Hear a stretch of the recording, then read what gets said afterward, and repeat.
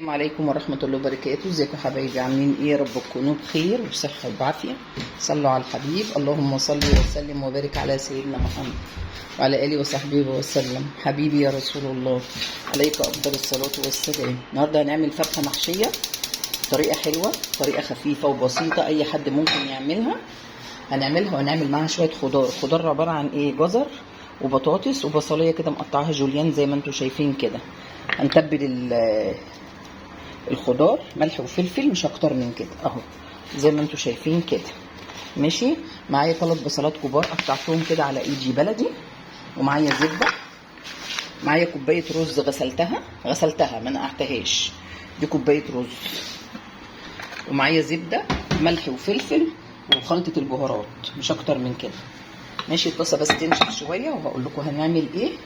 وعندي فرخه بلدي 2 كيلو ونص فضلة خيركم اهي، فتحها حشو. قايله الست بتاعت الفراخ انا هحشيها، فما فتحتش الرقبه بتاعتها، غسلتها وخليتها زي الفل ونقعتها في ملح وليمون وجنزبيل وخليتها زي القشطه. ماشي يا حبايبي. دلوقتي هنخلي الطاسه بس تنشف، وهننزل بمعلقتين زبده عشان ايه؟ نشوح الرز. هنحط بصل، وهنخلي شويه بصل نتبل بيهم ايه؟ الفرخه من جوه كله كده ايه؟ في ساعتها. ماشي. الفرخه دي بتحب الزبده يا جماعه، زبده، سمنه، عايزه تعملي بزيت اعملي، مفيش مشكله. دلوقتي البصل اللي فوق ده هنحط عليه ملح وفلفل وبهارات. ماشي. دي اللي هنتبل بيها الفرخه من جوه. الفرخه هتتبل يعني في خلال ربع ساعه. معلقه ملح صغيره، معلقه بهارات صغيره، ونمسك بقى كل البصل ده ندعكه كده اهو اهو يا حبايبي، ونحشي بيه الفرخه من جوه بين الجلد وبعضه في قلبها اهو زي ما انتم شايفين كده وبين الصدر وبعضه. البصل ده هيديها طعم حلو قوي، وهنسيبه جواها يعني هنحشي وهو موجود. ماشي. وهنسيبها كده تتبل عبال ايه؟ البصله ما تتشوح شويه، ونعمل الرز بتاع الحشو بتاعها. ما بتاخدش في ايدك حاجه، اهم حاجه تحطي في الكيس الحراري لا معلقه زيت لا معلقه زبده. ماشي. عشان ما يلزقش معاكم خطوه بخطوه. البصل يتشوح وارجع لكم. بصوا حبايبي كده ايه؟ شوحنا البصله خدت لون خفيف جدا. هننزل بالرز. ماشي. وهننزل ايه؟ بالفلفل الاسود. اهم حاجه ان انت تحطي الفلفل الاسود وانت بتشوحي الرز. معلقه ملح صغيره، معلقه بهارات صغيره.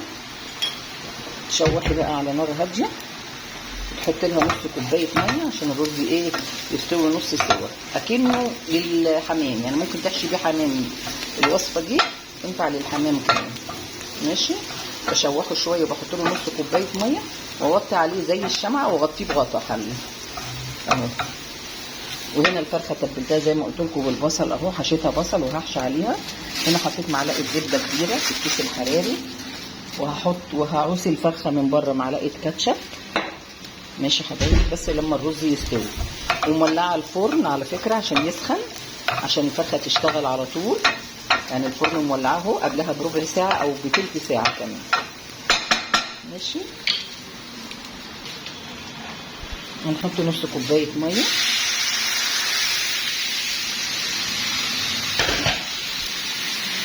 وهنغطيه وهنسيبه بقى على نار هاديه يشرب الميه، وارجع لكم لما يشرب ميته ويستوي شويه نص ساعه.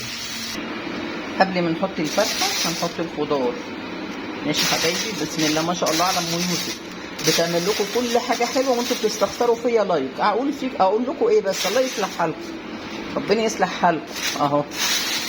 كلوا واشبعوا وايه وتهنوا وافرحوا بوصفات ام يوسف. ام يوسف الجميله اهي. الزبده بقى دي هتسيح وهتحمر الفرخه، واوعى وشك بقى اهو. بصوا تحفه. هنحشي الفرخه بقى دلوقتي. مش قادره اوصف لكم الرز ده طعمه ايه يا جماعه. بصوا طعمه ايه مش قادره اوصف له. تحفه. بصوا حبايبي الرز ده بيبقى طعمه تحفه تحفه. اعملوه بس بنفس الطريقه بنفس الخطوات بنص كوبايه الميه دي عشان تسويه نص سوا. ماشي. وبعد بقى التكه بتاعتي انا بقى بعد ما قبل ما تطفي عليه رشي حبه فلفل اسود تاني. يا جمالهم بقى دول بقى يا جمالهم. بصوا بيبقى ريحتهم في الرز وطعمهم في الرز كده وانت بتحشي وبيدوا طعم للفرخه اهو. غير بقى البصل بقى اللي احنا حاطينه في الفرخه كده الرز خلاص.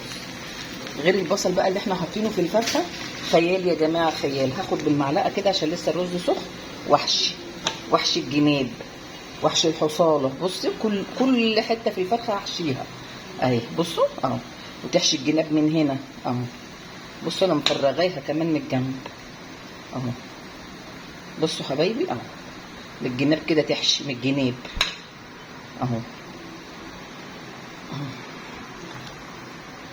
انا بس ايه مش ملكه اهو. بصوا من الجناب كده تحشي. مش هكمل حشوتها وارجع لكم. كده الفرخه حشيتها اهي وكتفتها اهي. بصوا ما شاء الله مش محتاجه حاجه. حشيتها كلها من الجناب ومن البطن ومن الرقبه كلها. هنحط لها بقى حبه كاتشب. بسم الله الرحمن الرحيم. بصوا حبايبي انا هحط لها حبه كاتشب بتاع معلقه كده. وتجينيها بقى كلها كده كده كده ودخليها على الخضار وحطيها. ويا جماله يا جماله بس تاكلوا وتدعوا لي بقى الوصفه دي. يا جماله ويا حركاته ويا تكاته. يا ام يوسف يا جميله يا اللي مالكيش بخت اهو. الناس اللي بتعمل الهيافه اللي ليها بخت اما ام يوسف ملهاش بخت. اخسى عليكم وعليا. اخسى عليكم وعليا. يعني انا بحبكم وما تشجعونيش بلايك اهو اهو. ايه رايكم بقى في الجمال ده؟ هحطها على الخضار وارجع لكم. بهزر معاكم وتزعلوا. بصوا حبايب قلبي قفلناها كده بالقفل بتاعها اهو اهي. ماشي. حطيناها في الكيس. تديها بس ايه خرم صغير عشان الكيس ما اهو. بصوا بالسكينه كده عشان الكيس ما يتنفخش ويفرقع جوه الفرن. مولعه الفرن قبلها بيجي بتلت ساعه او بنص ساعه. هنحطها على درجه حراره 180. هتاخد لها يجي ساعه. هوريها لكم بعد الساعه شكلها ايه. الجمال والحركات والحلاوه. لايك وشير لام يوسف الجميله. شجعوني بلايك وقولوا لي ايه رايكم في الوصفات دول. حبايب قلبي بحبكم في الله لله في لله من غير اي حاجه. حبايبي كده بقى لها ساعه. هنفتح عليها ونشوف. ممكن نشغل عليها الشوايه.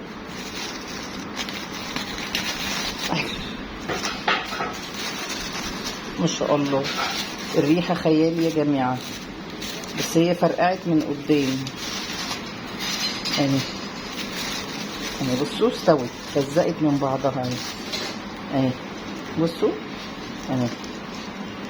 ادخلها تحت الشوايه 10 دقايق كده وارجع لكم. الرز استوى بس هو فرقعت من قدام عشان الرز زياده. حطها تحت الشوايه 10 دقايق وارجع لكم. كده اتحمرت ما شاء الله. تحفه تحفه تحفه. هي فرقعت بس الرز خطير يا جماعه خطير. بصوا تحفه.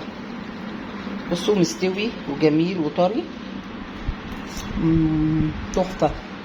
الفرخه مستويه ومفزقه اهي. بصوا مش عايزه كلام. بصوا تتبيله روعه. الحشو من جوه مستوي اهو الخضار مستوي بألف هنا وشفا يا حبايبي اهو. بصوا البطاطس مهريه. لو عجبتكم الوصفه ما تنسونيش في لايك وشير واشتركوا في القناه عشان يوصل لكم كل جديد. والسلام عليكم ورحمه الله وبركاته.